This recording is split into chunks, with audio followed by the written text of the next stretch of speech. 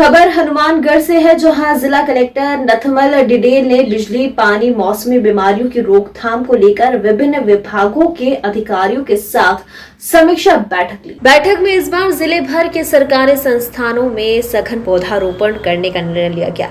इनमें स्कूल, आंगनवाड़ी केंद्रों, जिला और ब्लॉक के सरकारी कार्यालयों को सम्मिलित किया जाएगा।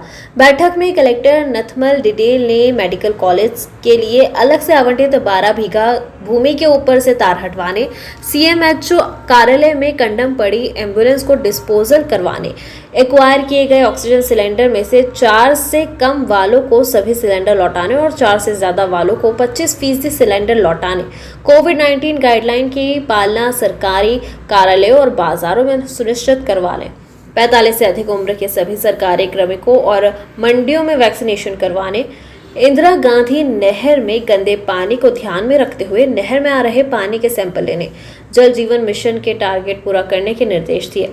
इसके अलावा नहरों की सफाई करवाने, नोहर सीएचसी में शुरू किए जा रहे हैं।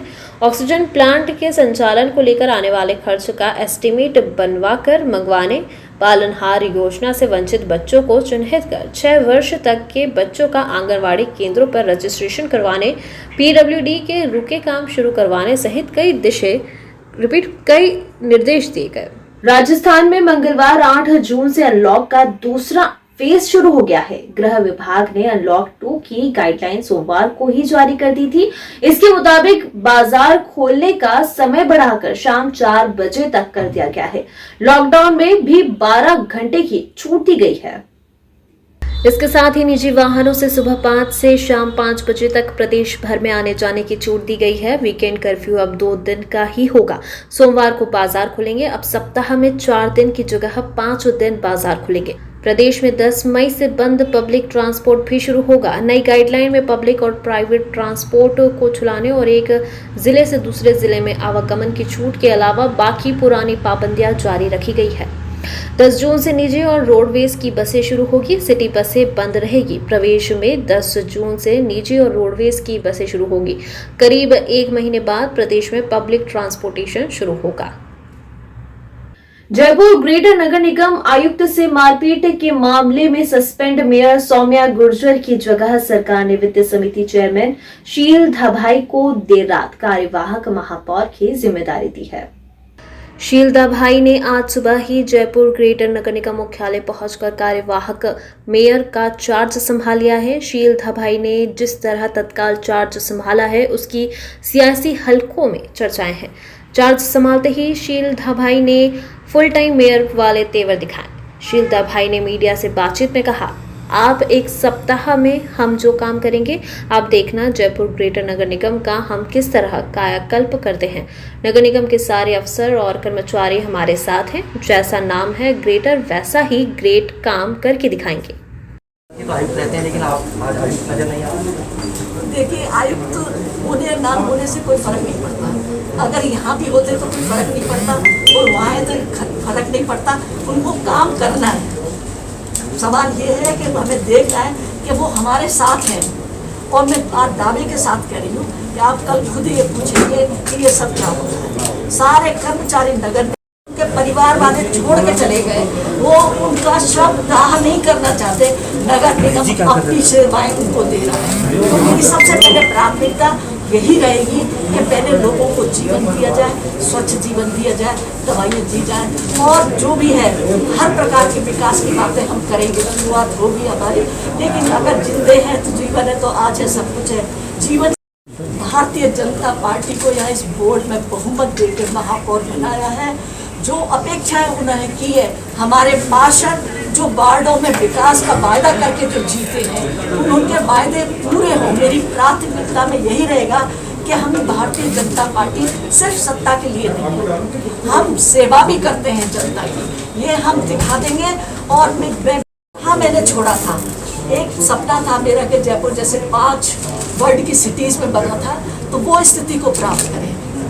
और जो हेरिटेज, जो मॉन्यूमेंट्स, हालांकि हेरिटेज पे चले गए वो, लेकिन जो मॉन्यूमेंट्स जयपुर विरासत के यहाँ पर बचे हैं, मेरी प्राथमिकता होगी कि हम उनका भी संधारण करें। लोग ग्रेटर अब तक तो सब सिटी में जाते हैं सारे देखने के लिए, लेकिन यहाँ राजधानी जयपुर में मैक्सिमा हार्ट अस्पताल में काम करने वाली 25 साल की नर्सिंग स्टाफ के साथ दुष्कर्म का मामला सामने आया है। घटना 9 जून की देर रात 12 बजे के अलसुबह 4:30 बजे तक की है।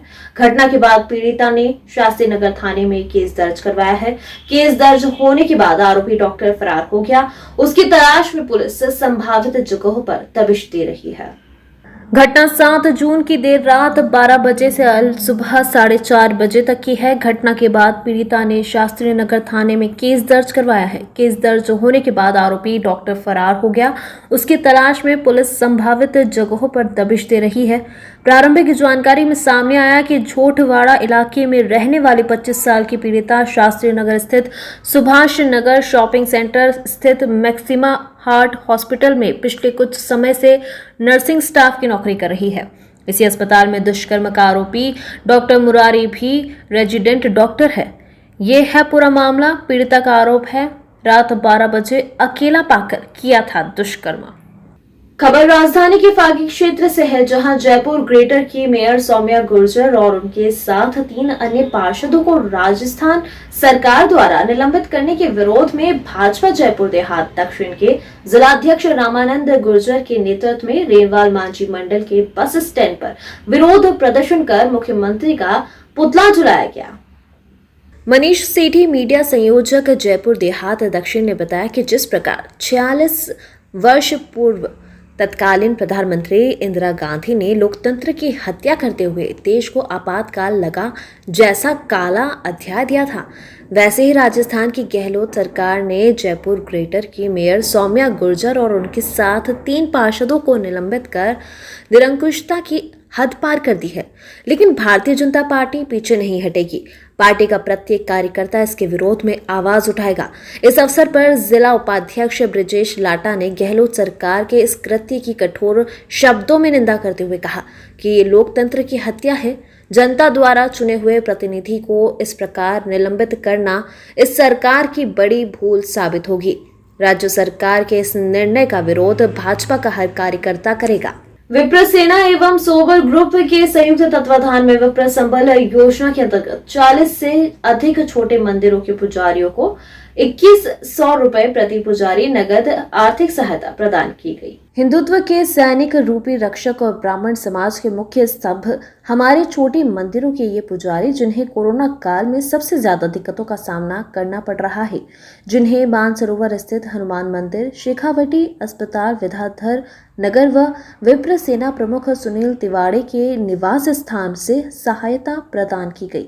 इस अवसर पर विप्र सेना प्रमुख सुनील तिवाड़ी, अंशुल शर्मा, शेखावती अस्पताल के निदेशक डॉक्टर सर्वेश शरण जोशी, सोबर से आरसी शर्मा, विप्र सेना राष्ट्रीय प्रवक्ता अनिल तिवाड़ी, प्रदेश संगठन महामंत्री डॉक्टर जितेंद्र शर्मा, विद्याधर विधानसभा अध्यक्ष अजीत जोशी एवं अन्य पदाधिकारी मौजूद रहे।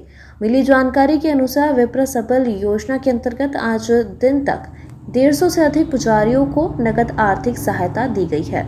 सिकंदरा चौराहे के मानपुर रोड स्थित प्रधान गेस्ट हाउस के सामने तेज रफ्तार से आ रही कार ने रोड पार कर रहे एक अधेड़ व्यक्ति को टक्कर मार दी, जिससे उसकी मौके पर ही मौत हो गई। सूचना पर सिकंदरा पुलिस मौके पर पहुंची और एम्बुलेंस की सहायता से मृतक के शव को राजकीय अस्पताल के मोर्चरी में रखवाया गया, जहां मृतक के शव का पोस्टमार्टम किया जा रहा है। हेड कांस्टेबल माया राम ने बताया कि मृतक रामकरण सैनी निवासी नहरना राजवास का रहने वाला था, जो किसी काम से चौराहे पर आया था, तभी रोड पार करते हुए कार की चपेट में आ गया। कार चालक टक्कर मारकर फरार हो गया, जिसकी गाड़ी नंबर के आधार पर जाँच की जा रही है व नाकाबंदी कर दी गई है। खबर राजस्थान के अजमेर जिले से है, जहां राजस्थान अध्यापक पात्रता परीक्षा की तिथि घोषित करने व फॉर्म रीओपन करने की मांग को लेकर युवाओं ने राजस्थान माध्यमिक शिक्षा बोर्ड के बाहर रोष जताया। अभ्यर्थियों ने हाथों में तख्तियां लेकर अपनी मांग रखी। राजस्थान बेरोजगार एकीकृत महासंघ के प्रदेश अध्यक्ष उपेंद्र यादव ने बताया कि आरपीएस आदि की ओर से ईडब्ल्यूएस आरक्षण का लाभ देते हुए प्रक्रिया शुरू कर दी गई है, लेकिन बोर्ड की ओर से कोई कार्यवाही नहीं की गई। इसी को लेकर सांकेतिक विरोध प्रकट किया गया। अगर 7 दिन में कोई कार्यवाही नहीं की गई तो अभ्यर्थियों द्वारा भारी संख्या में इकट्ठा होकर विरोध प्रदर्शन किया जाएगा। ईडब्ल्यूएस आरक्षण की वजह से प्रदेश की भर्तियां लंबित थी। बिजली विभाग ने और आरपीएससी ने भर्ती प्रक्रिया शुरू कर दी है। दूसरी तरफ माध्यमिक शिक्षा बोर्ड अभी तक भर्ती प्रक्रिया शुरू नहीं किया है। रीट शिक्षक जो भर्ती है, रीट जो 2021 की भर्ती है, उसमें 16,50,000 लोगों ने आवेदन किए थे, लेकिन जो फॉर्म रीओपन होने थे अभी तक शुरू नहीं किया गया।